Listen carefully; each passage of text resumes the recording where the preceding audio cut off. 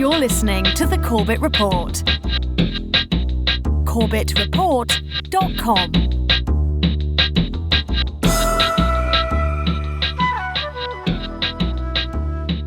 In our time, it is broadly true that political writing is bad writing. Where it is not true, it will generally be found that the writer is some kind of rebel, expressing his private opinions and not a party line. Orthodoxy, of whatever color, seems to demand a lifeless, imitative style. Political dialects to be found in pamphlets, leading articles, manifestos, white papers, and the speeches of undersecretaries do, of course, vary from party to party, but they are all alike in that one almost never finds in them a fresh, vivid, homemade turn of speech when one watches some tired hack on the platform, mechanically repeating the familiar phrases, bestial atrocities, iron heel, blood-stained tyranny, free peoples of the world, stand shoulder to shoulder. One often has a curious feeling that one is not watching a live human being, but some kind of dummy. A feeling which suddenly becomes stronger at moments when the light catches the speaker's spectacles and turns them into blank discs, which seem to have no eyes behind them.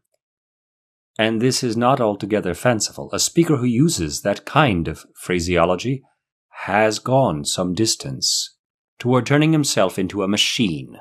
The appropriate noises are coming out of his larynx, but his brain is not involved, as it would be if he were choosing his words for himself.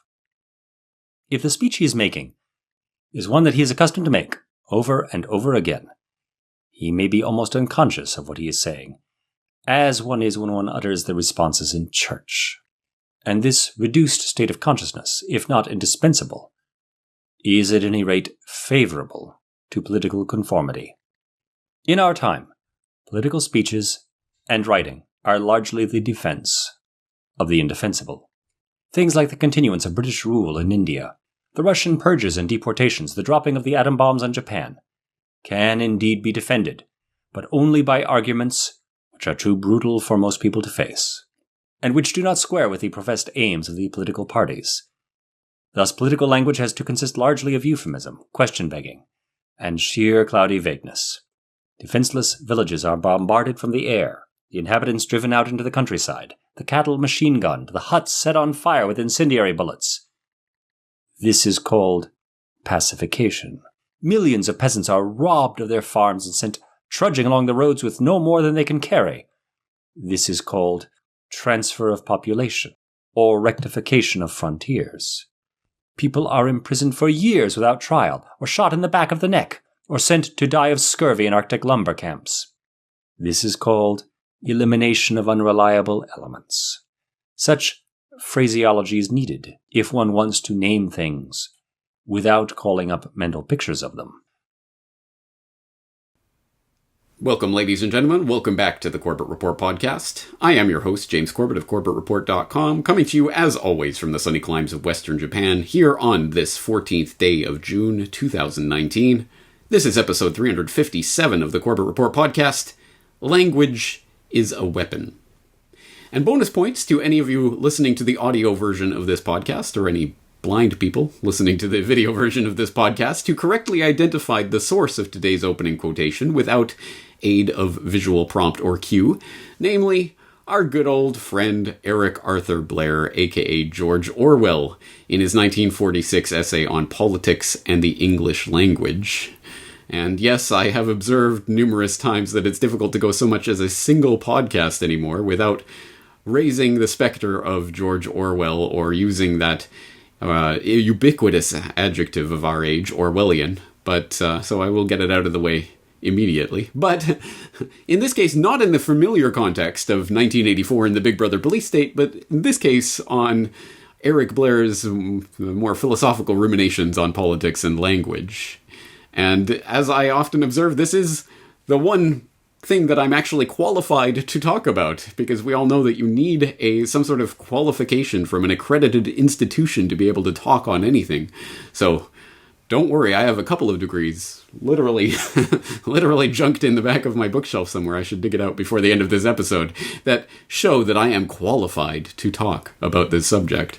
And unfortunately, although I begin with a little opening jest, it is not a jesting matter. This is no laughing matter, because language is a weapon, and although that is an analogy, that is a metaphor, I think there is a reality to that metaphor. In fact, a very literal reality. What do I refer to? Well, let's take an example from modern history, something a little bit closer to our time than 1946 and George Orwell's time, and let's look at theatlantic.com from May 29th of 2012. Under Obama, men killed by drones are presumed to be terrorists. Which reads, in part, quote, after interviewing dozens of current and former White House advisors, the New York Times breaks a lot of news in its story on President Obama's secret kill list. Remember that? Perhaps none of it more jaw-dropping than new details describing how the U.S. now calculates the number of innocents killed by our drones. What innovative method did our Nobel Peace Prize-winning president implement?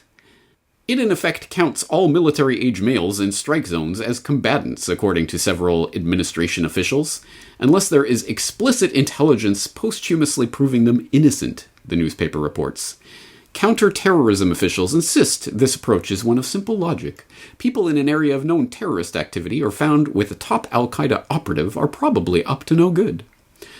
For those tracing Obama's career arc, we've gone from his insistence as a U.S. senator that it would be unjust to try accuse terrorists in a military tribunal with an attorney, to his judgment as president that if one member of al-Qaeda is someplace, every guy in vague physical proximity automatically meets the convenient innocent until probably up to no good standard.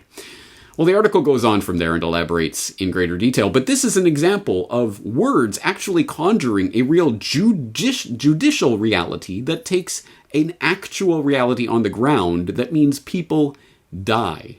People die because they are in the physical proximity of somebody who has been labeled a terrorist, and thereby they are labeled by extension, probably up to no good, given the enemy combatant label, and made a valid target of drone warfare and killed. Real, true warfare being waged on the back of words that are being applied in certain situations. Words can kill. In this case, in a very real and literal sense. Language is a weapon. This is not a game. This is not a laugh. This is not some abstract philosophical point. It's something that actually has some real resonance and meaning. And that was what George Orwell was writing about 60, 70 years ago. It is something that obviously still continues to have very real meaning for us in this age of the war of terror. So to bring that point home, and to bring it a little bit closer to the present, I'm going to turn to a conversation that I had several years ago with Andrew Gavin Marshall, who I don't believe seems to be online anymore, or I haven't seen much trace of him in the last several years, but at any rate, he is a previous CorbettReport.com guest. He was one of the guests in Century of Enslavement, my Federal Reserve documentary, and I did have him on Corbett Report Radio a few times, including in Corbett Report Radio episode 186 on politics and language, where we discussed, in particular, Orwell's essay and its relevance to our own day and age.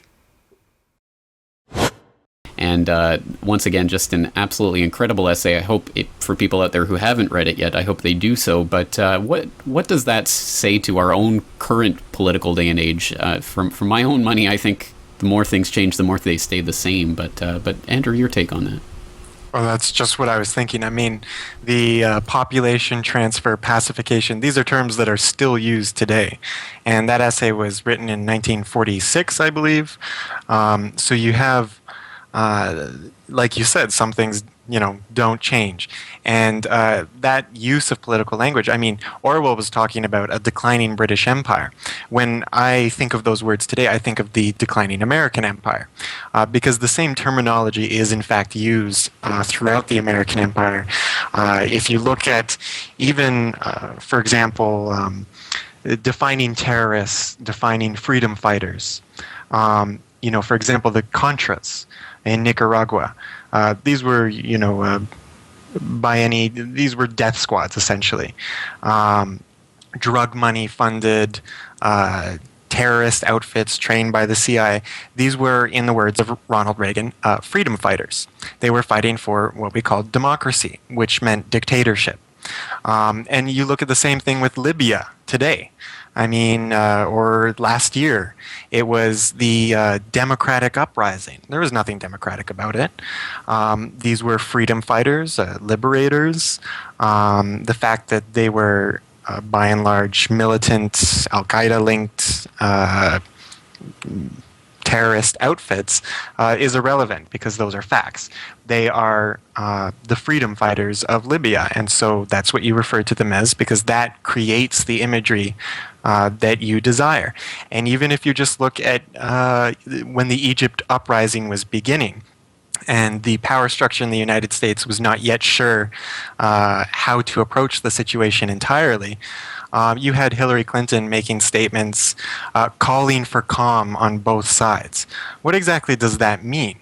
You know, you have a ruthless repression, a violent repression of a population out in a square who are armed basically with rocks. But Hillary Clinton is calling for calm on both sides. That frames the imagery of, both sides are making mistakes and having faults. Whereas, well, you compare that to Syria today, and you're not hearing for calling for calm on both sides. You're arming one side against the other. So it changes. You could call it hypocritical, but that implies that it has the possibility to not be hypocritical. It's like claiming that the United States lies. It assumes that it has the ability to tell the truth. You can't really state that your political leaders are lying because, again, it's hard to imagine a case in which they don't. That's just the way things function. It's like accusing, an infant of lying. It doesn't really make sense, but it's all about the imagery that is constructed in these situations. And you look at Bahrain, there's not even discussion on Bahrain and what's happening there. So it's not merely a matter of being hypocritical, it's a matter of how you frame the imagery, and that's done through language, as you said. And it changes from place to place, but really the game is all the same. So we have George Orwell back in 1946 penning Politics in the English Language to make the point that language can be twisted and used as a weapon against the populace by politicians, and I would add parenthetically their puppet masters, by deploying euphemisms and other things to smooth over certain atrocities and violence and other things that cannot be mentioned in polite society and should not be mentioned by those seeking to gain approval from the electorate or the populace generally. So, they twist language and use it as a weapon. And of course, that fundamental principle certainly still applied several years ago when Andrew Gavin Marshall and myself had that conversation, and it self-evidently still applies to this day. In fact, as we pointed out, many of the exact same terms that Orwell was pointing out are still used in the same way to euphemistically refer to things that cannot be referred to this very day, and we can add any number to that list. And if you go and listen to the rest of that conversation, Corbett Report Radio 186, you'll see we do discuss some more terms that are used in exactly that fashion today. Parenthetically, I will note that Corbett Report Radio 186 seems to have disappeared off of YouTube. I really don't know what happened to that particular episode, but I will be uploading it to my BitChute and DTube channels over the course of the weekend or early next week, and I will be posting it up on the front page in case you happen to miss that conversation several years ago. I think it's worth rewatching or re-listening to. But on that note, as I say, I hope that it's starting to hit home, that this is a very real phenomenon with very real-world consequences. This isn't highfalutin, philosophical, and abstract nonsense. No, these are real concepts that are being wielded as weapons against the populace and being used to drive us into war or to drive us towards this or that goal of the erstwhile would-be engineers of society.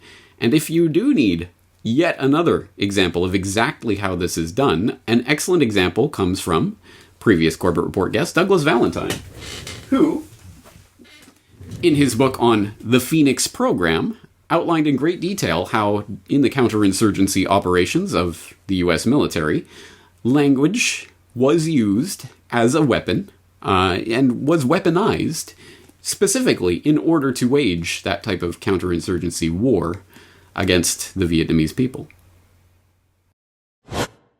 In its broadest political warfare application, language is the means by which governments, through subtle suggestion and disinformation, shape public opinion on issues. Communists and capitalists alike recognize the power of slogans and packaging to sell political as well as commercial products.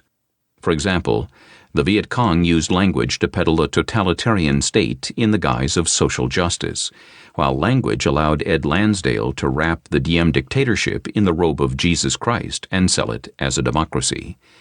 The difference in Vietnam, of course, was that the Viet Cong slung their slogans at the rural population, proclaiming "land for the landless," while Lansdale, who prior to World War II handled accounts for an advertising agency in San Francisco, declared straight-faced that Christ has moved south, a pitch obviously aimed at the American public. Lansdale was not unaware of what he was doing. The first objective of a covert action program is to create plausible denial, specifically in South Vietnam to cloak the CIA's role in organizing GVN repression. The CIA did this by composing and planting distorted articles in foreign and domestic newspapers, and by composing official communiques which appear to have originated within the GVN itself. This disinformation campaign led predisposed Americans to believe that the GVN was a legitimately elected representative government, a condition which was a necessary prerequisite for the massive aid programs that supported the CIA's covert action programs. Insofar as language, information management perpetuated the myth that Americans were the GVN's advisors, not its manufacturer, public support was rallied for continued intervention. Next, the CIA judges a covert action program on its intelligence potential, its ability to produce information on the enemy's political, military, and economic infrastructure. That is why the CIA's covert action branch operates as an intelligence arm under cover of civic action. What makes these intelligence operations covert is not any mistaken impression on the part of the enemy, but rather the CIA's ability to deny plausibly involvement in them to the American public. Here again, language is the key. For example, during Senate hearings into CIA assassination plots against Fidel Castro and other foreign leaders, plausible denial was defined by the CIA's Deputy Director of Operations, Richard Bissell, as the use of circumlocution and euphemism in discussions where precise definitions would expose covert actions and bring them to an end. The Church Committee report says, in November 1962, the proposal for a new covert action program to overthrow Castro was developed. The president's assistant, Richard Goodwin, and General Edward Lansdale, who was experienced in counterinsurgency operations, played major staff roles in creating this program, which was named Operation Mongoose. A special group was created to oversee Mongoose, and Lansdale was made its chief of operations. Those operations included executive actions. A memo written by Lansdale and introduced during the hearings in part states that the attack on the cadre of the regime, including key leaders, should be a special target operation. CIA defector operations are vital here. Gangster elements might prove the best recruitment potential for actions against police G2 officials. When questioned about his language, Lansdale testified that the words actions and attack actually meant killing. He also testified that criminal elements were contracted for use in the attack against Castro. He euphemistically called these gangsters the Caribbean Survey Group. Further to ensure plausible denial, the CIA conducts covert action under cover of proprietary companies like Air America and the Freedom Company, through veterans and business organizations and various other fronts. As in the case of fake newspaper articles and official communiques, the idea is to use disinformation to suggest initiatives fostering positive values, freedom, patriotism, brotherhood, democracy, while doing dirty deeds behind the scenes. In CIA jargon, this is called black propaganda and is the job of political and psychological (PP) officers in the covert action branch. PP officers played a major role in packaging Phoenix for sale to the American public as a program designed to protect the people from terrorism. Once again, Douglas Valentine, The Phoenix Program, a highly recommended book about a very dark chapter of American history that does deserve to be more well-known than it is, but I think you get a flavor of at least some of the psychological operations that were waged specifically by and through and within the realm of language. language itself being wielded as a weapon. Again, I hope the fundamental point that I'm trying to drive home here is, by this point, well understood. So let's start elaborating and exploring that point and see how we can potentially wield this weapon ourselves, or at any rate, arm ourselves against such a weapon. And in order to do so, we're going to turn to an interesting source, one that actually is name-dropped and name-checked by none other than Orwell himself in that essay on politics in the English language. You'll note that towards the end of the essay, he name-checks Stuart Chase and admonishes him and his ilk for saying that all political language, and even terms like fascism and communism and what have you, are themselves fluffy, airy nonsense and thus should be dismissed because they don't have a real referent. Well, and he admonishes Stuart Chase specifically for the type of political quietism that such a philosophy leads to, and I think there is a point there, but I don't know if that's necessarily a completely accurate characterization of Stuart Chase's fundamental point, and I know because I actually did read Stuart Chase's book that Orwell is tangentially referring to there, The Tyranny of Words, which was published in 1938. And it is an interesting book. And I went into that book with no other information than it was about the tyranny of words, and that it was written in 1938 by someone named Stuart Chase, and I had no biographical details. And I'm glad I didn't, because it turns out Stuart Chase was certainly some stripe of socialist, and I believe a card-carrying technocrat in the 1930s who wrote an apologia for Technocracy Inc. later on when Howard Scott was determined to be a charlatan and all of that. So someone on the opposite side of the ideological field of play than myself, I would say, quite obviously, for people who keep up with the podcast. But I'm glad I didn't know that, and that didn't cloud my perception of the reading of this book. I didn't look up the biographical details of Stuart Chase until after the book, and I'm glad I didn't, because it didn't cloud my perception of this book. It is an interesting book, making some very important points about politics and language, and how language can be used and abused and misused. Obviously I disagree with Stuart Chase on certain points, but on other points I think he makes some very valid points. Some very nicely down-to-earth points in a very straightforward way. This can be a very philosophical and abstract sort of area for people, but I think Stuart Chase brings it down to brass tacks, which is exactly, I think, the point of his book, The Tyranny of Words. And although I think the idea, the semantic ideas that were being developed by Chase and others in that time period have since developed and are probably more well-known as part of the post-structuralist philosophy and all of that. But in this early stage, it's very, I think, understandable, even by a lay audience, or I'd like to believe. So let's devour a little bit of this book and get into the nuts and bolts of what it is that Stuart Chase was driving at and why it's important, and what it can tell us about how we can wield this weapon differently than the way that the tyrants would wish to wield it against us. Specifically, let's start by just getting a handle on this book and one of its main continuing driving themes that you'll find throughout the book. And in order to do that, we'll quote from a little section in Chapter 2, A Look Around the Modern World, in which Stuart Chase writes, quote, "It is too late to eliminate the factor of sheer verbalism in this already blazing war between fascism and communism. That war may end Europe as a viable continent for decades. To say that it is a battle of words alone is contrary to the facts, for there are important differences between the so-called fascist and communist states. But the words themselves, and the dialectic which accompanies them, have kindled emotional fires which far transcend the differences in fact.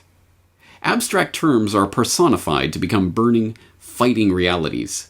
Yet if the knowledge of semantics were general, and men were on guard for communication failure, the conflagration could hardly start.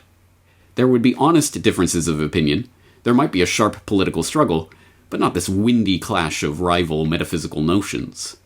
If one is attacked and cornered, one fights. The reaction is shared with other animals and is a sound survival mechanism. In modern times, however, this natural action comes after the conflict has been set in motion by propaganda. Bad language is now the mightiest weapon in the arsenal of despots and demagogues." End quote. Yes, a nice, succinct way of putting the argument, and it is an argument that is greatly elaborated on in this voluminous book that looks at many different ways in which language is misused and abused and otherwise misapplied in various situations, social and economic and judicial and many other contexts as well, but of course political. The political context obviously being one of the key ways in which language can be misused. And this isn't just a slight, oops, we kind of misused a word here or there. No, along the lines of Orwell and politics in the English language and the other concepts we've been discussing, no, it can be wielded as a weapon against entire swaths of the globe. How so? Well, let's turn now to chapter 18, Stroll with the Statesman, again from The Tyranny of Words from 1938 by Stuart Chase, where he writes, quote, "I ask you to think of Germany, and what do you see? An area colored yellow or green? The British Empire was usually red on a map in your school geography. This is your chief visible referent. Germany has geographical reality, although its boundaries make little topographical sense and are sometimes shifted. The other measurable referent is the native population living in this area, men, women, and children. They can be counted. Their characteristics, however, are astronomical in complexity and variation. Some of these people compose the German government, and one person makes the major political decisions. A topographical section, a file of people or a group of officials, is not, however, the personified nation commonly used in language. The latter is something impressively more, an essence, a might, a will, and so a goblin. Observations in the area disclose nothing corresponding to such an essence. They disclose Schmidt 1, Schmidt 2, Schmidt 3, going about their business if they have any, or kicking their heels in an employment office if they have none. Germany may have gone mad in 1914 and again in 1933, as excited commentators say, but the organic madness is in the realms of demonology, not in the area called Germany. You yourself recognize this when you say, the German people are decent, kindly folk in the main, but Germany... If Germany in terms of real reference does thus and so, then you must be prepared to see every person in the population with a heave-ho like sailors on a rope doing thus and so. Germany chokes freedom. Well, all together now, choke! But if all together, who is left to be choked? The cows, perhaps? Or an American newspaperman in Berlin? Well, some persons called Germans are choking the activities of other Germans, correct. The German government as a group of officials is doing some choking, yes. But Germany is not doing any choking, no. When you get away from Germany and begin to think about Schmidt 1, the fog begins to lift. In any country in so-called Western civilization, you will find most people eating, sleeping, laughing, talking, going to market, rearing children, working in factories, tilling the soil, reading newspapers, attending concerts, games and moving pictures, riding in railroad trains and motor cars, a good deal as most people are doing in the next country. Some people in Germany today are performing certain acts of which I disapprove. But I find many people in the area called America performing acts of which I also disapprove. Mr. Hearst, for instance. William Randolph Hearst, obviously. Are there relatively more of such actions in Germany? I believe there are. But I confess my inventory is not complete. At this point, intelligent criticism can take place, but not in the foggy realms of a mad Germany, end quote. Now, I hope a passage like that, although it seems perhaps plainly obvious, perhaps so plainly obvious that it doesn't need to be stated on one level, on the other hand, quite the contrary, very much needs to be restated over and over, constantly, in front of everybody, and not, of course, just in the context of Germany in 1914 or 1930, but in terms of whatever propaganda we are being assailed with on any given day of the week, whether it's about those dastardly Syrians, or those dastardly Iranians, or those wonderful Saudis who crucify and behead people in public, but that's okay because they're our friends. No, we have to keep in mind that when we are using these terms, these referents, they are not referring to specific things. They're being thrown like a blanket over entire geographical swaths of the globe in order to categorize and thus neatly tie in a bow whatever geopolitical agenda is attempting to be forwarded by the person speaking. And again, I think this does need underlining and reaffirming. And specifically because, as listeners of this podcast will know from, say, episode 350 of this podcast on History is Written by the Winners, or episode 347, 348, 349 on World War I conspiracy, you will know that there were decades of preparation of the English psyche, in particular, at that time, for what would eventually eventuate into World War I, the battle, the conquest against those evil, warlike Huns.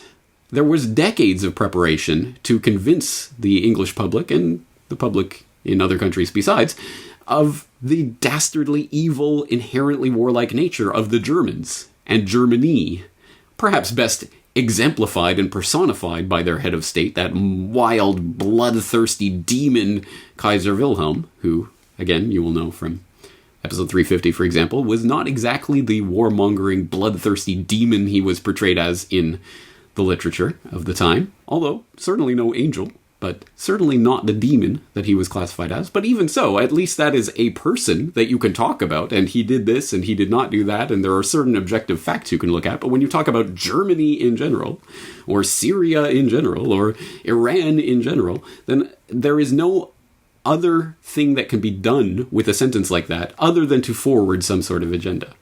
Either to defend an entire swath of the globe and everyone within it, or to paint them all with the same brush as evil, or whatever the case may be.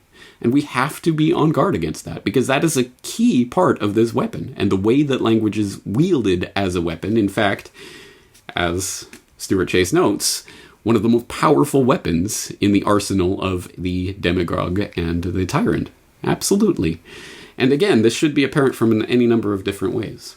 But as we are wont to observe here on the Corbett Report, weapons are generally, well, certainly swords, many types of swords, are dual-edged. And in case I'm extending this analogy too far, let's get back to brass tacks. The question is, if language can be wielded as a weapon to corral and control and coerce people into this avenue of action or that avenue of inaction or whatever the case may be, then can it be wielded by the people against the demagogues and tyrants? Can we actually use these inherent properties of words and language to shape the reality that we want?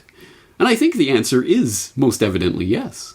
I think language can teach us many things about the world, even if it is not the world, and we have to keep that fundamental paradox in our heads at all times when we are dealing in the world of language. This is an important point. It really is, because there is a fundamental paradox at the heart of what language is and the way it functions. And I liken it, because all we can ever do is liken this to that, because words are not the thing. But I liken it to a terrain that we are trying to discover and map. But for whatever reason, the terrain itself is invisible. We can't see it directly. So we throw down this blanket of words on top of it to try to describe the terrain, and we see the way the words lie, and oh, here's a hill, and here's a valley, here's a meadow, here's a forest, here's a stream. We can infer the things underneath this blanket of words because we see that the way the words are lying on top. But at the same time that those words are helping us to describe and define and map that reality, it is also obscuring that reality from us. It is covering that reality, so we cannot see the reality underneath. And that is an interesting paradox, but perhaps one that might work to our advantage somehow if we know how to wield language and wield people's inability to distinguish the signifier from the signified, to get all jargony on you. What do I mean in real terms? Well, I mean such things as the remarkable ability of language to convey ideas to completely different audiences. In fact, audiences that might have diametrically opposed ideas, but conveying the same idea, just using different words for each audience, and getting each audience to accept those ideas, even if they seem to be in conflict with each other. Different social context use different languages. And this goes against every piece of marketing you can ever read in an MBA. But the key here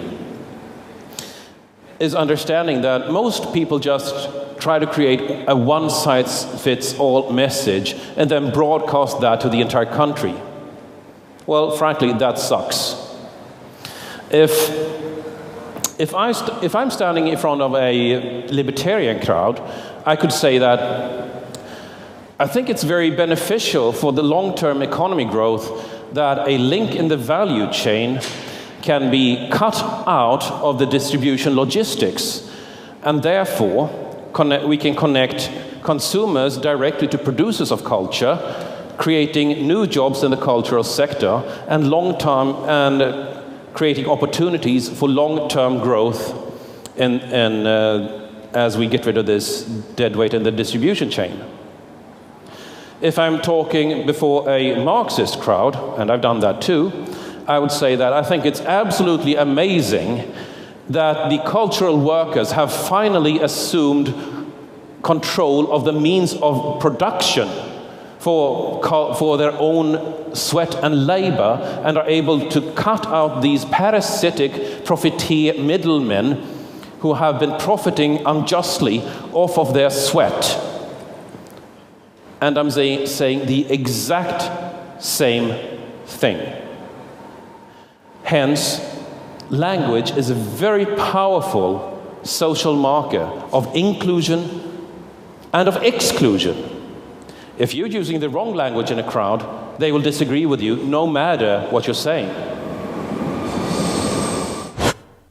That was Rick Falkvinge speaking at Republica 2012, and I hope people will know of Rick Falkvinge and know him as the leader or the founder of the Pirate Party in Sweden. And a remarkable story, and he wrote about the story of how he came to found and bring this party to political prominence in Swarmwise, the tactical manual to change the world. It's a fascinating story and a very interesting case study in how decentralized movements can function successfully.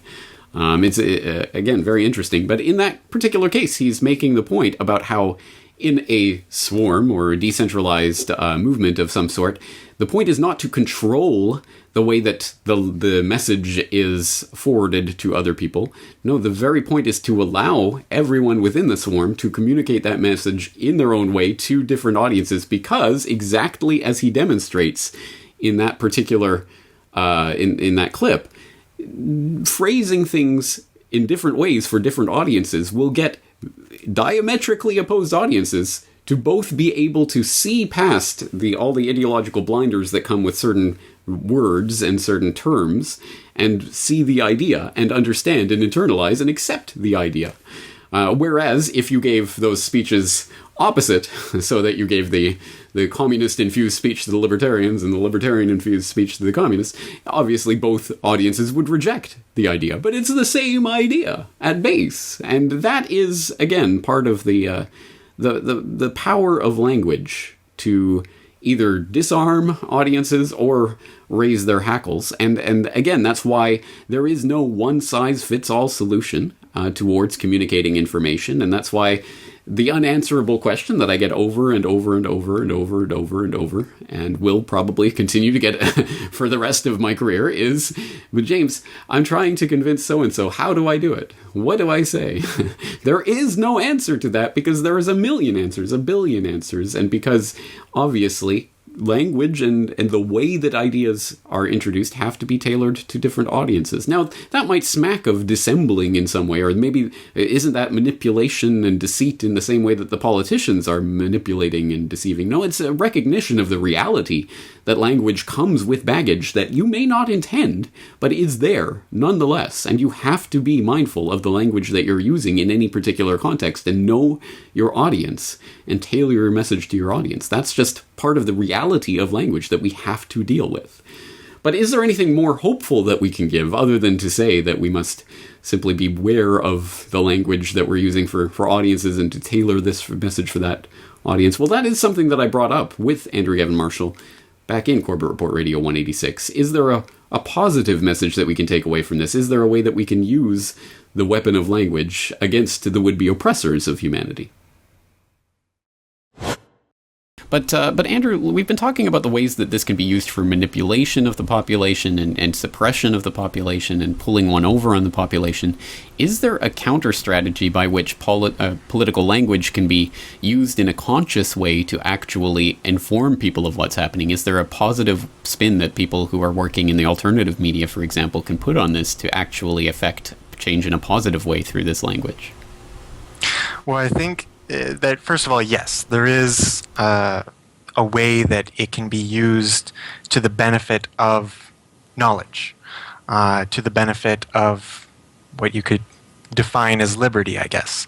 But it really comes down to an act, which is to define the language you use.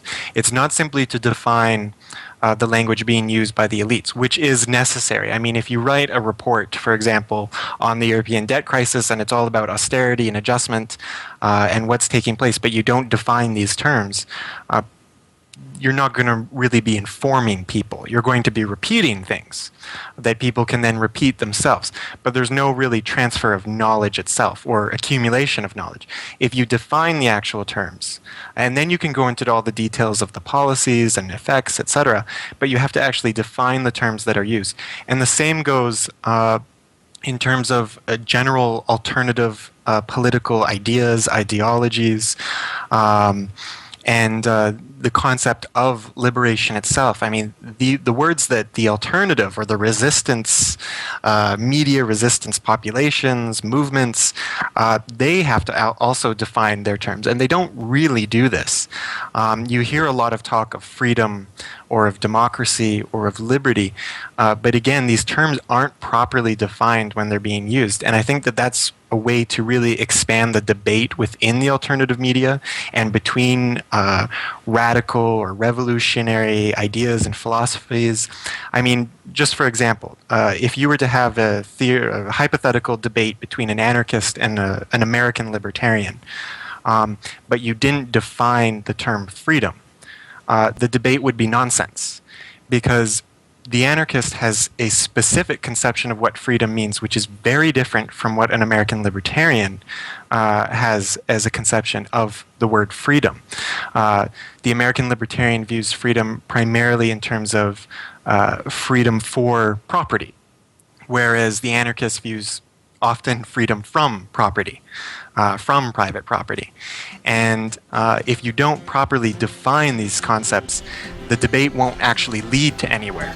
Well, as an anarchist, I already disagree with your definition there, but that I think is part of the point of real political debate, is coming to the understanding of the terms that are being used so that some sort of communication is at least possible.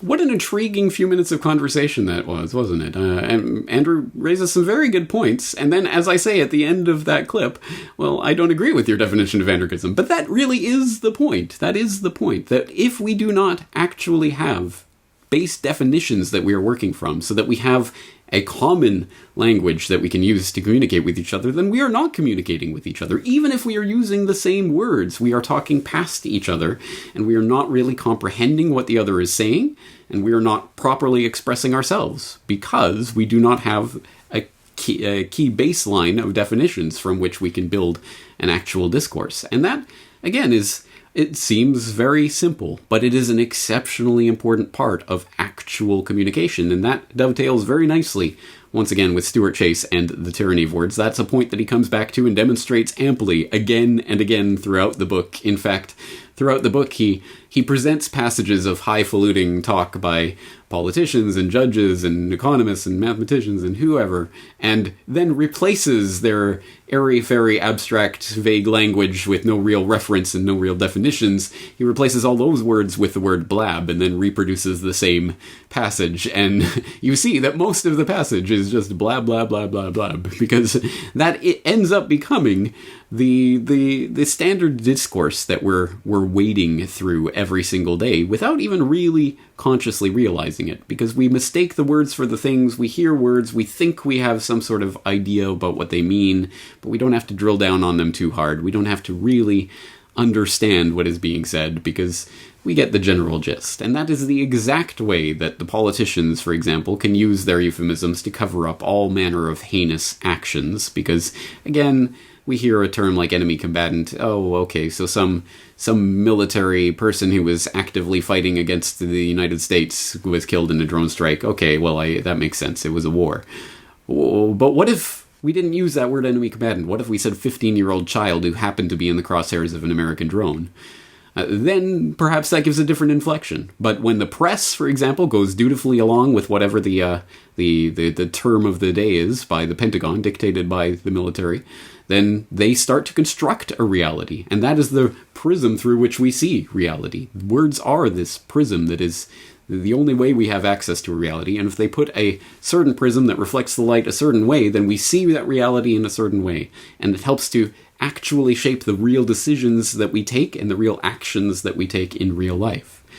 Profound effects that stem from language and the word boxes that we use to try to construct our understanding of reality, but can be prisons if we don't really drill down on the details and form just basic definitions for the words that we're using. Some very basic points, but some very profoundly important points. So I hope that they do not go over the heads of the audience. I have at least given you your homework reading assignment of The Tyranny of Words, which I think is worth it for people who are interested in this subject and its ramifications. But just to prove I am a man of my word, for the viewers of the video version of this podcast, I will present my credentials. Yes, I did get my BA from the University of Calgary. I did get my MPhil from Trinity College Dublin. So there you go. I am qualified to speak on such things, and now you can rest assured that I'm an expert. What nonsense. What blab, as Stuart Chase would no doubt interject. All right, well, we're going to leave this heady philosophical and philological conversation there for this week, but I am James Corbett of CorbettReport.com, and I am looking forward to talking to you again very shortly. The Corbett Report is brought to you by the Corbett Report subscriber, a weekly newsletter featuring James Corbett's International Forecaster editorial, recommended reading and viewing, discounts on Corbett Report DVDs, and once a month, a subscriber-only video. Sign up today to start receiving your copy at corbettreport.com/support.